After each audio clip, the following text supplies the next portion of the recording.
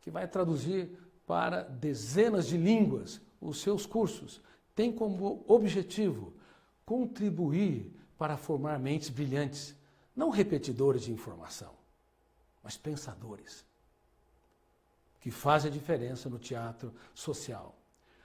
Você acha que os políticos que têm a necessidade neurótica de poder são pensadores, são empreendedores? Eles vão fechar os seus olhos para a vida na solidão de um túmulo e não vão deixar um legado, porque amaram o poder mais do que a sua sociedade, não libertaram o pensamento imaginário, libertar o pensamento lógico, linear, ter vantagem, se corromper, sem entender que uma pessoa verdadeiramente grande se curva diante da sociedade para servi-la e não usa a sociedade para ser servido. Essas pessoas, mesmo quando enriquecem, elas empobrecem, porque a única coisa que tem é o dinheiro. Não conseguem inspirar, motivar. De fato, não deixarão um legado, novas ideias, não farão a diferença no teatro social. Infelizmente, mais de 90% dos políticos da atualidade em todo o mundo estão despreparados para o poder. Um empreendedor do futuro que se adapta a novas mudanças não tem necessidade neurótica de poder. Ele se reinventa, liberta o seu imaginário, propõe novas ideias, ele usa fracassos como oportunidade, não para que o mundo gravite na sua órbita, mas porque ele tem paixão pelos desafios. Ele tem paixão e destaque pela humanidade. Ele quer contribuir para que essa espécie tão cálida, tão doente, a única espécie que pensa e tem consciência que pensa, a espécie humana, em meio a 10 milhões de espécies, enfim, essa espécie tão asfixiada possa ser cada vez mais generosa, altruísta e solidária. Por isso, as startups que têm grande relevância têm de ter 3 coisas. Elas têm de ter escalabilidade. Se uma startup só pensa em meia dúzia de pessoas, não tem escalabilidade. Se você pensa numa sociedade, numa cidade, se você pensa numa região, no país ou na humanidade, se a tua startup tem essa relevância, se ela é escalável, então ela está no rumo certo. E não apenas isso, ela tem de ter repetição de processos, porque se só você sabe fazer um determinado trabalho, uma determinada tarefa ou um determinado processo, então essa startup morre com você. Você não é um líder inspirador, você não desenvolveu mecanismos que fazem com que as outras pessoas possam entrar no seu sonho e serem multiplicadores deles. Bom, não apenas tem de ter escalabilidade e repetição de processos, mas as startups de relevância social e mundial têm de ter impacto na sociedade. Você tem de saber que deve ter sucesso, não apenas para si. Se você só ganha dinheiro para si, se você só pensa no sucesso para os seus próprios prazeres, se o mundo gravitar na sua própria órbita, a tua empresa está fadada ao fracasso. Se você é um profissional liberal, você não encantará as pessoas. Se você é um pai, um gestor de uma escola, ela não vai ter condições de ser sócio emocional, de impactar os seus alunos, e eles não se lembrarão dessa escola com amor, com emoção, com inspiração. Nunca se esqueça. Tudo que você fizer, não faça só para si. Toda empresa e toda profissão, ela deve ser regada ao altruísmo e à solidariedade. O egoísmo, o egocentrismo e o individualismo não são apenas características inadequadas, são reflexos de uma personalidade doente. Toda pessoa egoísta, egocêntrica e individualista chafurda na órbita de si mesmo. E ainda que tenha algum sucesso financeiro ou intelectual, ela é tão entediante e tão crítica que ninguém suportará conviver com ela. Há muitas pessoas que são prisioneiras na sua própria mente, não entendem que ser feliz é dar o melhor de si para fazer os outros felizes. Ser feliz e ter sucesso é dar o melhor de si para que os outros também tenham sucesso. Aí vale a pena trabalhar, aí vale a pena ter uma empresa que tenha um grande impacto, que tenha lucros saudáveis, porque você se preocupa com os seus colaboradores, com o futuro deles. Aí vale a pena ser um profissional liberal, um engenheiro com grandes habilidades, um médico com uma capacidade incrível, porque você estará preocupado com o bem-estar das pessoas. Caso contrário, tenha certeza, o sucesso tão propalado por aí se torna uma mera ferramenta de autoajuda que vai fazer com que as pessoas chafurdem na lama da depressão, da ansiedade, da autopunição e assim por diante. Deixe-me contar a minha experiência como empreendedor. Quando eu estava no ensino médio, os meus colegas, os meus amigos, diziam que eu só tinha um caderno e nada escrito. Eu era a segunda nota da classe, de baixo para cima. Ninguém apostava em mim. Os meus colegas reunidos, falando sobre o futuro, uns queriam ser engenheiros, agrônomos, professores, e eu disse que queria ser um médico e queria ser um cientista. Silêncio geral. Depois vieram os deboches. Aí eu descobri, já logo no início, algumas ferramentas para ser um empreendedor que tenha estabilidade e se reinventa. Não um empreendedor que morre nos problemas da segunda-feira. Eu descobri que as principais decisões da vida são solitárias. O empreendedor tem de tomar atitudes solitárias. Não espere que as pessoas te compreendam. Não espere que elas te aplaudam. Eu estudei 12 a 14 horas e entrei na faculdade de medicina. E na faculdade de medicina eu não conseguia ser um aluno comum. Eu debatia, eu discutia.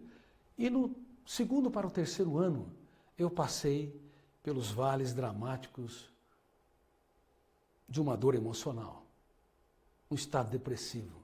E percebi que as lágrimas que nós não choramos, aquelas que nós nunca tivemos coragem de encenar no teatro do rosto,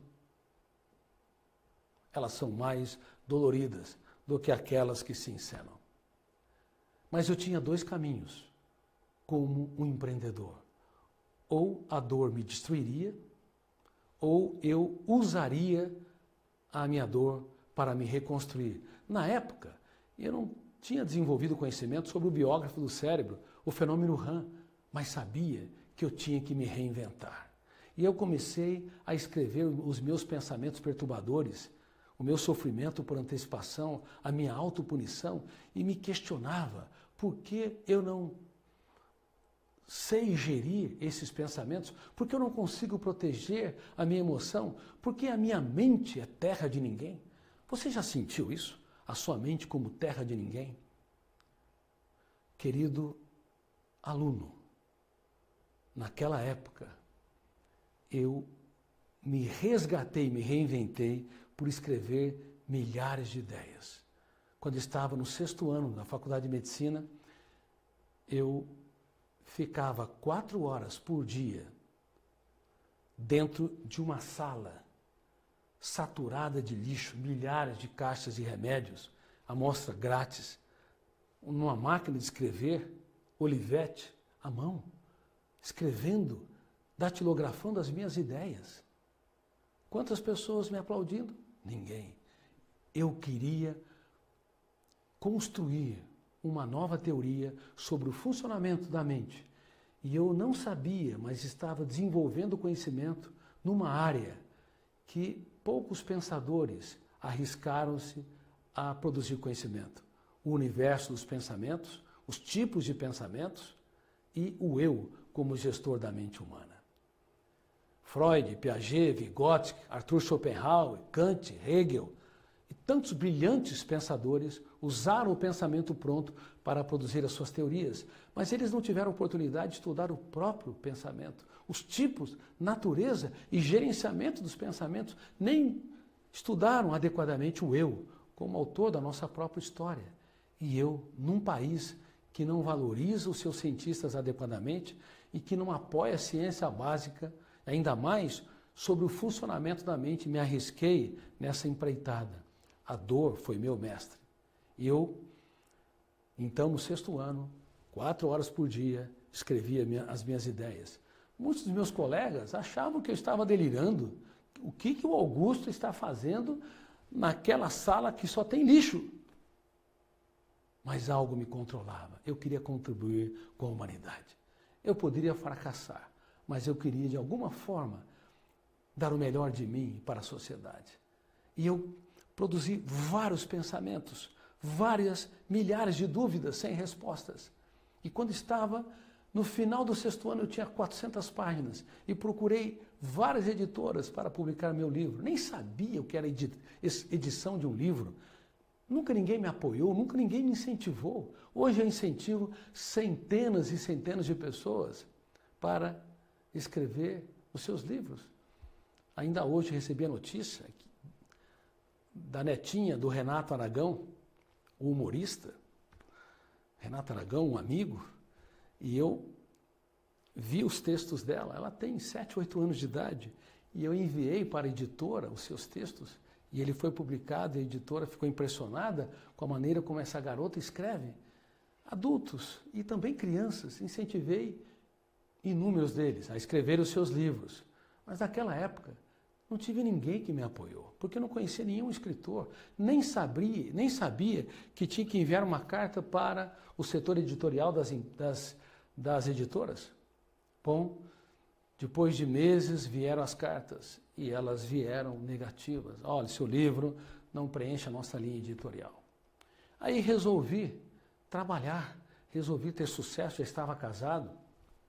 Bom, depois de 2 a 3 anos, eu percebi que eu estava traindo o meu sonho. Eu deixei de escrever intensamente e comecei a trabalhar, me especializar, fui para fora do país. Aí eu percebi que deveria continuar a escrever as minhas ideias. Então eu atendia os meus pacientes e nos intervalos, à noite, nos feriados, nos finais de semana, escreviam. Sabe quanto tempo eu demorei para publicar meu primeiro livro? Sabe quantos anos eu escrevi? 25 anos. Sabe quantas páginas? Mais de 3.000 páginas. E eu considerava cada paciente meu, não importa se tinha uma esquizofrenia, se achava que o mundo conspirava contra ele, ou se tinha uma depressão, onde perdeu o sentido da vida, ou se tinha obsessão, ideias fixas de conteúdo negativo, ou se tinha uma síndrome do pânico, ataque de pânico, uma sensação súbita e iminente que iria morrer ou desmaiar, embora tivesse uma saúde ótima. Eu considerava todos eles como pérolas vivas no teatro da existência. Tão complexos como eu, porque eu estava pesquisando, desenvolvendo ideias sobre os pensamentos, a organização da imagem mental, o raciocínio complexo. E quando uma pessoa pensava que ia morrer, mesmo estando ótimo de saúde, ou seja, tinha um ataque de pânico, nem de longe aquilo era uma ideia de seu menor valor, de baixa complexidade. Quando alguém achava que as pessoas estavam falando dele, tinha ideias paranoicas, nem de longe eu considerava aquelas ideias como absurdas, de baixa complexidade. Cada paciente meu era uma estrela viva no teatro da existência e eu, como empreendedor de uma nova teoria, escrevia e reescrevia essas ideias. Foram 3.000 páginas. Você teria essa coragem de escrever uma teoria durante 25 anos sem saber se ela será aceita ou rejeitada, publicada ou excluída? Muitos têm desejos. Desejo de escrever o seu livro, desejo de ter um grande amor, desejo de ser um profissional liberal incrível, desejo de ser um